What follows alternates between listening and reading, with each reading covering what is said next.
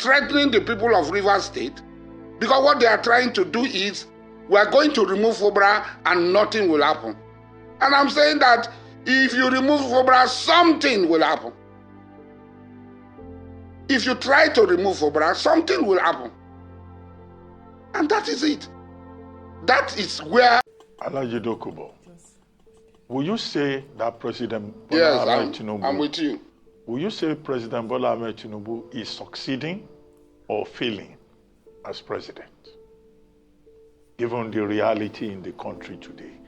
And to still go back to your matter with him, you said you emptied your bank account, you spent a lot of money, and Tinubu is there in Abuja. You are not benefiting anything.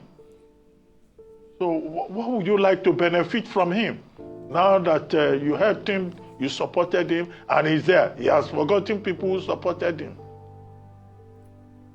To my broadcast, if you had listened to my broadcast in full, I met President Ahmed Bola Tinubu. I met him, both in camera and behind camera. And he asked me, are you interested in pipeline? He will be listening now. And I told him, I'm not interested in pipeline contract. He's alive. I told him, I am not interested. But I can assist those who are doing the pipeline contract in any way I can for your government to succeed. But I'm not interested. So I never said that it was personal gain I was looking for.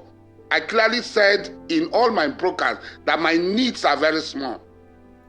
My needs are very small. So what I'm trying to say, and it's very clear, President Ahmed Bola Tinubu becoming president, I should be able to tell him the truth. And what is happening in Rivers State, where President Ahmed Bola Tinubu is supporting Nyesom Wike to destabilize Rivers State, to disturb the peace of Rivers State.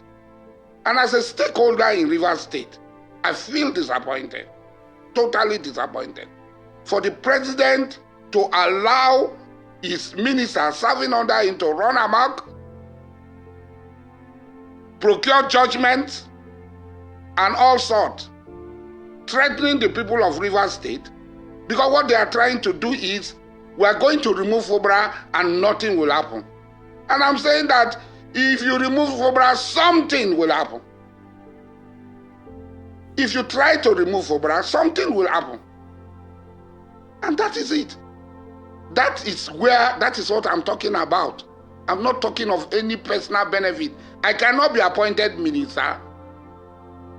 I cannot be appointed into any board. I did not lobby for any board. I did not lobby for anything. So, it's not personal, like I said. Yes, I emptied my bank account.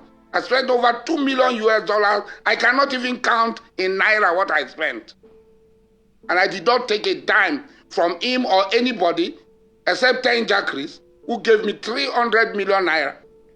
What is efficient in Nigeria? Mr. Dokubo, is our railway efficient? Very quickly, sir, Vimba will ask the next question. You enjoyed, at least prior, and you admitted it yourself, that working for President Bola Ahmed Tinubu to get him into office, you enjoyed quite a cordial relationship with him. In fact, you composed a number of songs in solidarity with him.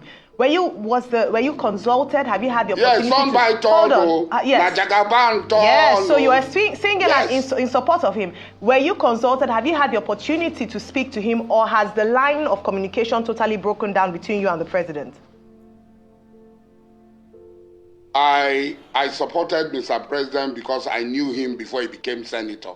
I knew him before he became governor. I knew him before he became president. And God willing, if we're alive, I will also know him when he ceases to be president of the Federal Republic of Nigeria. But what I'm trying to say, this is not about me. This is not about an individual called Alhaji Mujahid Dokwasare and Ahmed Bola Tinubu.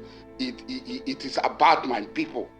And when I'm speaking about my people, take me out of the way. I'm an individual. My relationship with President Ahmed Bola Tinubu was very robust. And at all times, the benefit I derived from that relationship was one-way traffic, was from Ahmed Bola Tinubu alone. His coming out for presidency was the only time I was able to pay him back. And I did. And even if he comes out tomorrow, I will still do it. Because at the time, General Olusegun Obasanjo buried me alive. He stood by me. And I'm not going to be in a hurry to forget that. But that is personal between both of us.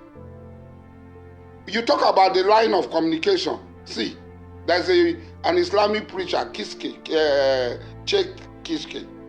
He said, when somebody becomes an emperor, an emir, a sultan,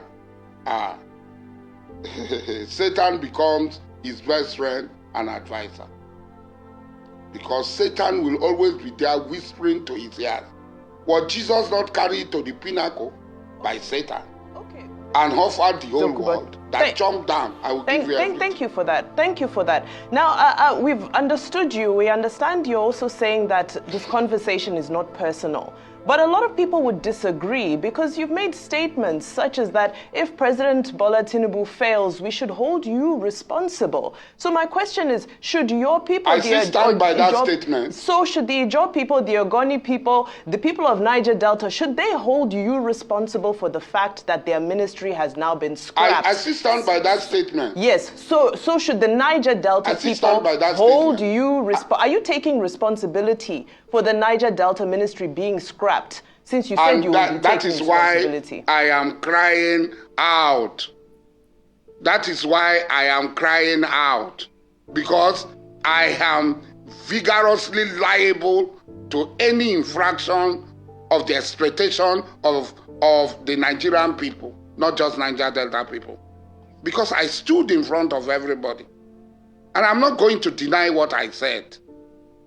Even if it is tomorrow, Ahmed Bola Tinubu encounters any problem, difficulty, I will still stick out my neck and stand.